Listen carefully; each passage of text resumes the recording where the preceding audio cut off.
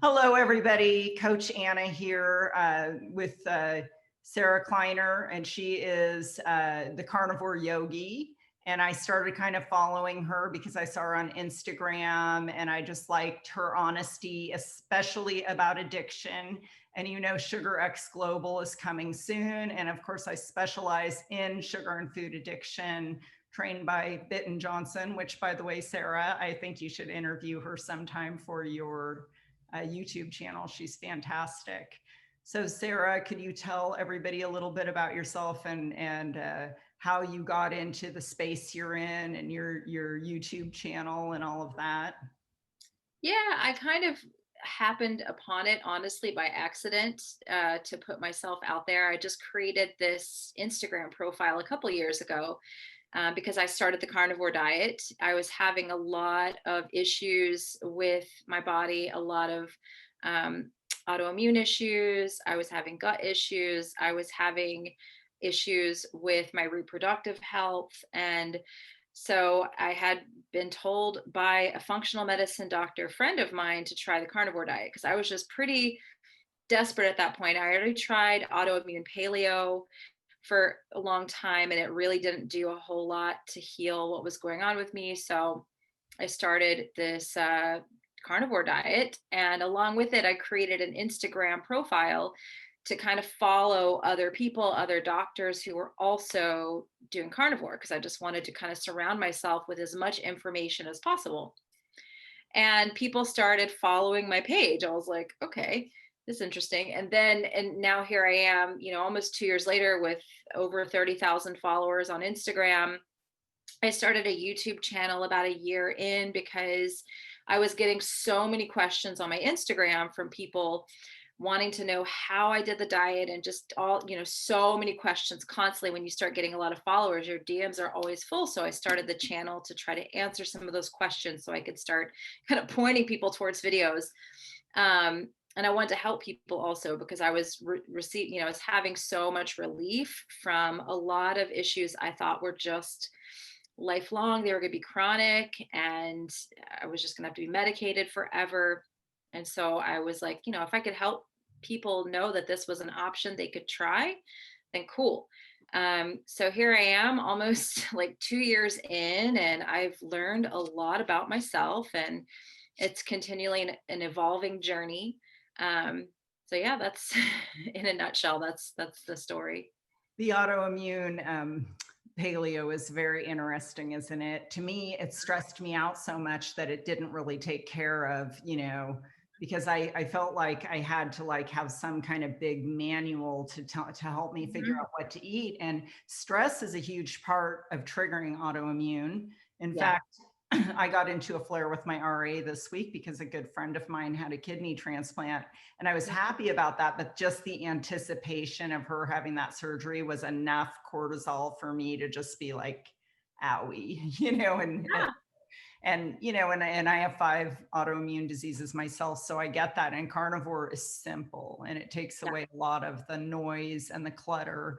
And so I had spoken with you before, and you are very open about being a recovering addict and Mhm. food addict, sugar addict, and knowing what you cannot eat and what you cannot put one thing in your body, that it's going to trigger a whole cascade of the Yeah. addiction cycle.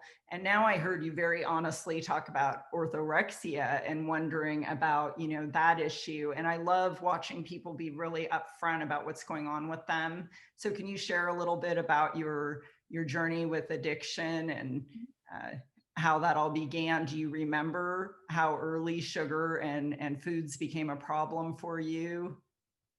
Yeah, I mean, food was my first drug, I think, like a lot of us. And I, had kind of a tumultuous childhood. My dad died tragically when I was young, and my mother got diagnosed with cancer like the same year that he passed. So it was just like a lot, and they fought a lot. And so I turned to food as a child for comfort. And it was something that my mother always, she was just doing the best that she could. I've kind of worked through a lot of that. But we were definitely given food to calm us down. from a very young age. I remember getting like these ice cream milkshakes before bed, and then, using food to self-soothe. I remember being like 10 years old and my parents being in this awful fight, and then me just eating like all these mashed potatoes. I had this vivid memory, and then eating so much that I was like physically throwing up. I wasn't making myself throw up, but my body was like, you can't have this much food. So But I, you were already like going beyond the point of satisfaction at a oh very yeah. young age. Oh yeah, I was 10 and I remember just not knowing what to do with the situation, and the mashed potatoes were warm and soothing and comforting, and I was already full to the point of being sick, but I just kept eating them and eating them, and then that night I was up all night just like throwing up. And so that that was my history with food. And so when I got older, I proceeded to go on every diet. My dad had us in Weight Watchers when I was very young. And so I was taught this like restricting thing, restricting your calories, get a personal trainer, exercise. So I just had this really messed up relationship with dieting, with food. I have lost 100 pounds 3 separate times. The last time was after my daughter was born. She'll be 13 next month. And so after my daughter was born, I was like 235 pounds, and I was like, I have to lose this weight and I never want to have to do this again. So I went to Weight Watchers. I lost the 100 pounds. And the last like 12 years has been this kind of battle with myself with, addiction, because I made that decision. I wasn't going to return to food to soothe myself. And so I discovered alcohol, which I already had a pretty jacked up relationship with anyway, but turned into a full blown alcoholic.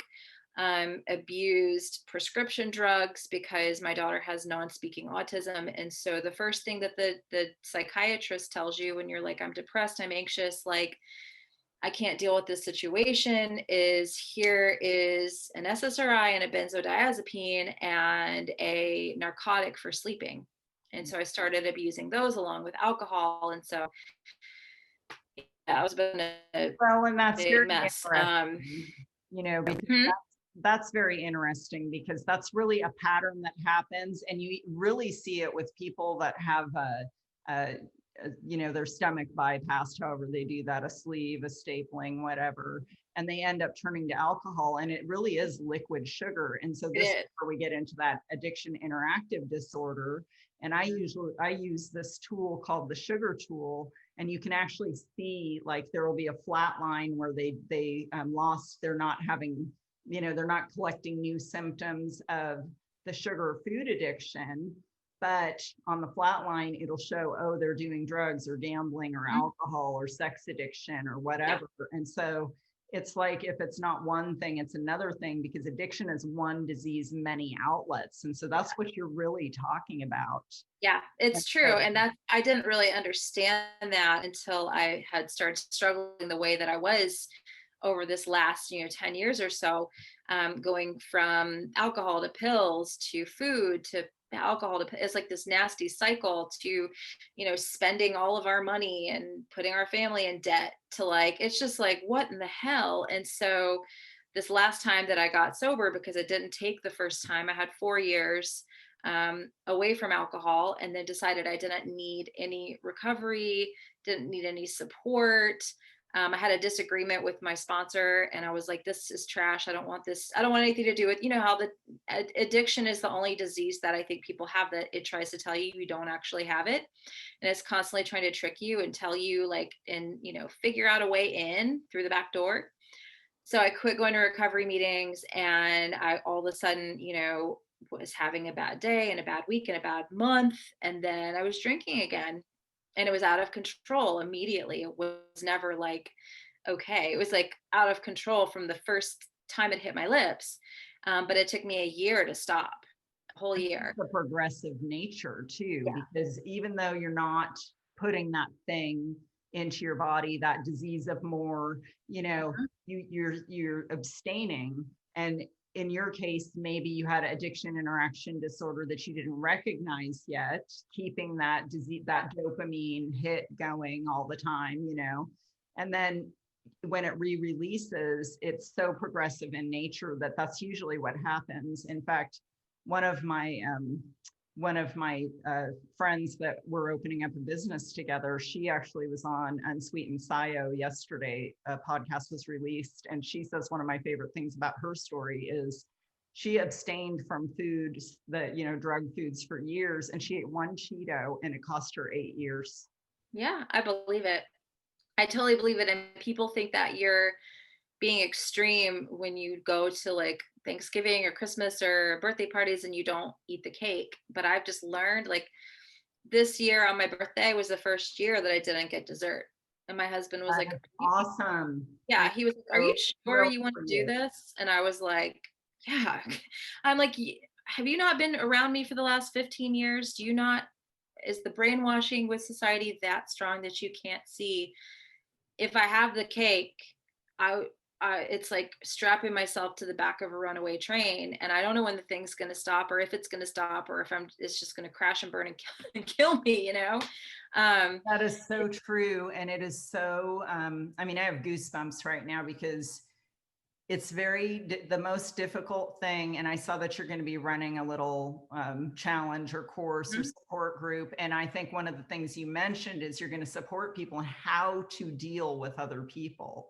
And that yeah, is a huge thing. So you were able to abstain, or is your family getting more used to the idea that you're just, you're a calmer person? And I do want to say right here, because we did mention orthorexia, that it's really important to say, that because someone is eating carnivore or they're eating a very strict way of eating, that doesn't necessarily equate to an addiction or an addiction disorder, because some of us have to protect our sobriety or our yeah, clean foods to a very, so there's a difference between someone who's choosing not to eat a lot of things that they know are going to trigger them. Like, I've learned my triggers. I yeah, know what not to put in my mouth or even in my hand, yeah, yeah, and I think that's kind of what you're saying too. But learning to recognize that is a process. So I love that you're in your support group, that you're inviting people to come in however they are. If you're paleo, if you're primal, if you're even on yeah. the standard American diet. Yeah, I think it's important that we don't be so dogmatic. And I have learned just from doing what I've been doing the last couple of years and putting myself out there that not everybody needs to go carnivore. You know, not everyone needs to go keto. There's just different tiers where people are going to feel their best and operate their best and be able to be present in life. And that's what it's about. Is like, you're not using food as a way to get through life, which I did for so much of my life, you know, and it's so insidious. But people will say just live a little or enjoy the holidays, and it's like, I will not be enjoying it if I have dessert, because then all of a sudden that dessert kind of takes over my brain. And my husband says it, he's like, you have that glazed over look. He says I get a glazed over look either when I'm drinking, because he always knew when I was drinking or I had taken something, some pharmaceutical. He always knew because he said my eyes were glazed over, and it wasn't because I was necessarily drunk or messed up. It was that I had gone into that part of my brain that just kind of shuts off everything. It's Food so true. food does the same thing, and it's crazy. He would see it with food. He's like, "What did you eat?" It takes "What up did-" all the space in your brain. Yeah. And I, so if I do I that, used it's to like, do things like go to, oh, hey, I'm just going to go get a glass of water while we're watching a movie and eat like 5 bites of ice cream yeah, out of a tub, and not tell and come back like, you know, I'm innocent, because I hid a lot of the foods that I was eating, yeah, because I was same. guilty and ashamed. Yeah, I would hide things like, under the pillow and take a bite when he wasn't looking. And I did the same thing with alcohol. I'd go run to my closet and chug and go back out of the living room and watch TV. It was just like a Tuesday night. And it's like what I had to do in order to just watch TV. It just, And it, it's it was, crazy because you can't sit there and watch a show with your family without having this, you know, this area of your brain, I call it KFUCK radio, Mm, to chime in and say, hey, Anna, I'm yeah. in the fridge, I'm in the pantry, Mhm. you know, don't you want me? And it's really like you're having an affair on the rest of Mhm. your life. And it's monopolizing all of your time and all of your energy. And it's draining. And, So you talk about like having a good time around food. Like, when did food become entertainment? I right. remember when the Food Network was new and there was like two fat ladies, that was their names, and Emerald, and just a few Mhm. shows like that. And then all of a sudden now it's like all these game shows, Mhm. how big of something can you eat, this and that. And it's so socially acceptable to have everything revolve around food. And Yeah. really, when did we lose this? Like, let's Yeah. just connect and let's enjoy each other's company. And that's what I tell people, oh, thank you for making me a gluten-free cake, because everybody knows I have celiac, but not everybody knows that I'm an addict and that I'm a food addict. Right. They know I'm a drug addict. They won't offer me a glass of wine, but Right. they will offer me a gluten-free cake or this or that. Or Yeah. like now, they know I'm keto. They'll offer me a keto cake. I don't want it. you know. Right. It does the same thing to me as a regular cake. It's a waste of time and energy, and it's just going to drain me. And what I always say is like, when people say the thing live a little, it's like, let's actually break that apart. You really want to just live a little, or do you want to live? Because if I'm eating that stuff, I am just living a little, and I'm shrinking and shrinking and shrinking the ability that I have to actually be present and available and enjoy my life and truly live my life. And so it's like, really think about that statement. Just live a little. Yes. Yeah, live a little till it shrinks down and you're not living at all. That's the way that I look at that statement. So yeah. How do your followers respond to the addiction portion? Because it is a big, huge part of what you do, from what I've seen. I mean, I've watched several of your YouTube videos, and it seems like, I mean, you mention it frequently. So do you I get do. responses from food addicts talking to you about addiction and substance abuse and that kind of thing? Yeah, I mean, I get the gamut of people. I really get a lot of people who are like, "Oh my gosh, I thought I was alone in thinking this way or feeling this way, and now you just articulated everything that's been inside, and I haven't been able to like understand why I'm struggling so hard. Thank you." I get a lot of that, which is cool because I wish that I had future me to talk to old me who was just miserable all the time because I was living in this addiction spiral constantly. It was just taking over my whole life. So I get a lot of that. I do get people, writing me these long emails telling me that I'm breaking anonymity and I'm going to ruin the recovery program. And what about anonymity at press, radio, and films? And I'm just like, You're yeah, not mentioning a 12-step program. I have no, not once heard you mention a 12-step program. I yeah. have belonged to a 12-step program for 31 years, and I am a proud member. And I don't break anybody's anonymity, and especially I not don't my own. tell other I people am who an are addict. You don't, it's none of your business where I go to get my recovery. right. I just state that I am in a recovery program. Right. And I'm clear about that this is not something I've been able to overcome by myself. I have needed support, I've needed help daily. I still, every day, am involved in some way in that recovery program. So, yeah, it's just funny.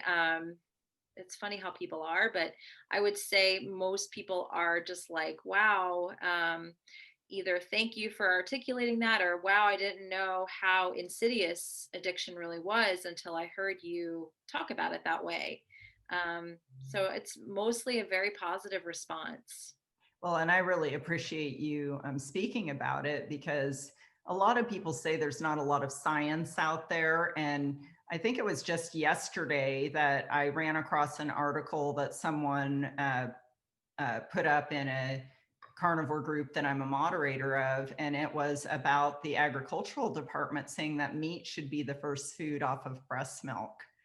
And they said in the article that the overly processed baby foods, i.e., rice, cereal, right, can turn into an addictive cycle for these babies. Well, let's look Hello, at pure formula. sugar. Oh yeah, People formula give is their horrible. formula's terrible, and it's funny how hesitant people are to give their babies meat. I mean, my sister, my youngest sister has a 1 year old and exclusively breastfed. Because of the pandemic, she hasn't been able to work, so she's been home with the baby, which is a blessing in disguise. But now the baby is like so small because she just wants to breastfeed all the time. So she's trying to give her foods, and I was like, make the baby some meat, Yes, make a roast, put it in the yes, crock pot and just give it to her. Let her have some fatty meat. yes. And she's like, really, that's healthy for babies. And I was like, oh my gosh, that's like the best thing you could give the baby. And the thing is, the baby would not eat my niece. She would not touch a lot of food. She just like, ugh. But she gave her the roast, and the baby loves it. Just like Because killed babies know what they need. it. Yeah, They know what they need. I didn't know what I was doing because I was, I became addicted very young to drugs. And of course, sugar addiction started with formula. Thank you very much. yeah. And I actually turned orange from baby food carrots. My mom told me that because I begged for them. I wouldn't eat anything else. And they're like one of the sweetest baby foods that there is. And Yeah, so, I mean, I know that my addiction is like it's severe. So I yeah, don't really care what other people eat. And it's yeah, none of their business to me what I eat. Like I don't have to say to you, oh, I don't have to give you a big explanation because I want to eat a ribeye or I want to eat some cod liver or some sardines right. out of a can rather than a Big Mac. you know, I don't Yeah, I don't care. But the thing is, it happened so early and so young. And I had my first baby when I was just like I turned 19 and boom, I had him. And fortunately, I had a stepmother that made homemade baby food. So I made homemade like chicken and it had like, interestingly enough, a little bit of rice. For every yeah, chicken breast, it had 1 tablespoon of rice, 1 tablespoon of onion, and 1 tablespoon of carrots, and 1 tablespoon of celery. And you just poached it, pureed it, added breast milk, depending on, how chunky they could eat it or whatever. And did the same thing with, like you said, roast. And so that's what my babies grew up eating. And I had no idea. And I'm a Californian, so they had avocado all the time. oh, You know, nice. it is nice. And I think my kids are better off for it. But because genetically, we change our epigenetics, by what we were fed, my genes still were passed on damage to my kids, you Yeah, know. So all yeah. I three mean, of I my deal with it with my own daughter. kids, When she was diagnosed with autism, I immediately put her basically on paleo, and I did a lot of grass-fed meat, tons and tons of grass-fed meat, and vegetables. I just right away tried to take her off of everything that could possibly influence autism, and I noticed a big difference right away once I got her off of dairy milk. And the crazy thing is that I have bad teeth, like super crooked small jaw, which is indicative of poor nutrition as a child. My husband had to have braces. We both had to have braces. My daughter has perfect teeth, which is also great because she has non-speaking autism. So it's putting braces on the kid is not something I really would want to do, but luckily we don't have to. And I'm like, the more that I'm learning and studying Weston Price, and I'm like, I think it was because very early on I started making her eat grass-fed beef and is just crazy, kind of psychotic about her nutrition, because I wanted to give her the best shot possible with the challenges that she was already facing from such a young age. But well, and yeah, the thing is too, that something like 10% of kids that are 2 to 10 now in this country have either NASH or non-alcoholic fatty liver disease. And wow, yeah, that is absolutely scary. And that was not a fact before the food pyramid. And so these addictive foods are being introduced earlier and earlier. yeah, And I always, encourage all of my clients and people that follow me, if you're eating healthy and you're feeding your kids crap, rethink that because yeah. they're giving them 2 Pop-Tarts in our schools for breakfast and calling them healthy whole grains. And that's over 70 grams of carbs, which breaks down to almost 40 teaspoons of sugar. And, because I mean, complex carbs are just simple sugars holding Yeah. hands. They break down into glucose and fructose in your body anyway. Yeah. So, uh, you know, I think people need to be educated about what's happening to our children because it's not okay. We're raising a sick, sick, sick. We're seeing younger and younger girls with PCOS, which Mhm. is a type of diabetes, Mhm. and it all stems from getting them addicted early. I always show people that last year, I'm sure you've seen it, the YouTube video that went viral of a little baby having her first taste of ice cream. And she I think literally, so, yeah. she smashes it into her face and you can see the fireworks light up and you can see the desperation. She has to have that. Nobody's taking that ice cream away from her. And Yeah. you can see literally the brain's neurons being rewired. And the thing is that nerves that fire together wire together. Mhm. And we do that to our kids so young now that they don't have a chance.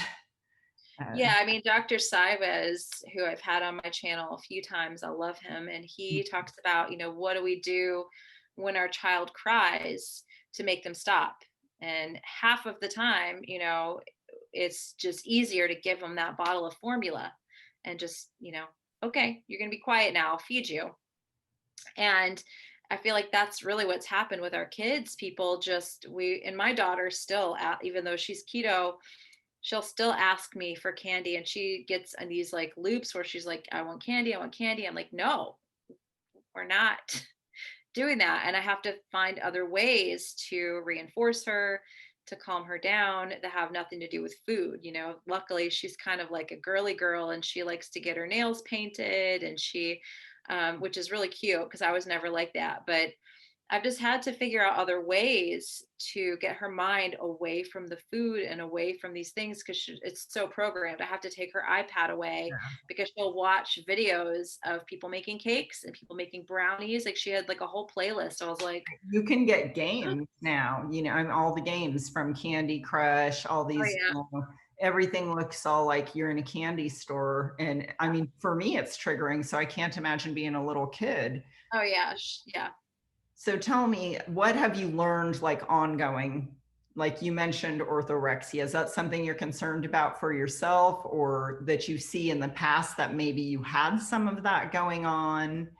I definitely had it in the past for sure.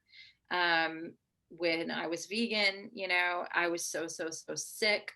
And I just refused to eat meat because I was so stuck to the ideology and the dogma. And I was like, I'm a yoga teacher. I have to be vegan. I cannot eat meat. It's evil and bad. And so I was terrified of eating animal products. Luckily, I had a yoga teacher that took me aside and was like, you're ill. Like, not good, not healthy. You're not gonna be able to teach anybody anything unless you start eating animal products. So that was a long time ago. That was like 2014.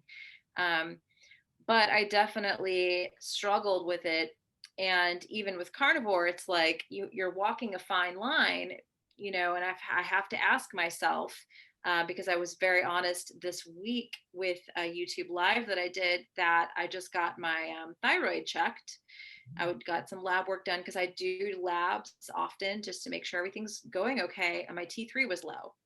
And I've not been feeling well the last 6 weeks. I've been really tired. I've gained weight. It's been really hard for me to take off weight. I'm weighing more right now than I have in like 10 years, which is mentally very difficult for me. And so it's like with this thyroid thing, I have some people telling me that I need to try to add some carbohydrates back in. I'm getting a lot of advice. I'm still kind of trying to figure out what to do, but I had to really check myself and say, if eating a little carbohydrate is going to help you get your thyroid to work properly, are you going to not do it because you're afraid of carbohydrates? And the answer is no. I will do it if I'm doing a consultation slash chat with nutrition with Judy tomorrow. She's a good friend of mine, and I've filled out a whole bunch of paperwork for her last night, just going over every symptom and everything I have going on. So we're going to talk tomorrow. She's like, I have some ideas for you that maybe don't involve carbs, but honestly, I had to really check myself and be like, if that's a solution, would you do it? And I'm like, yeah, I would.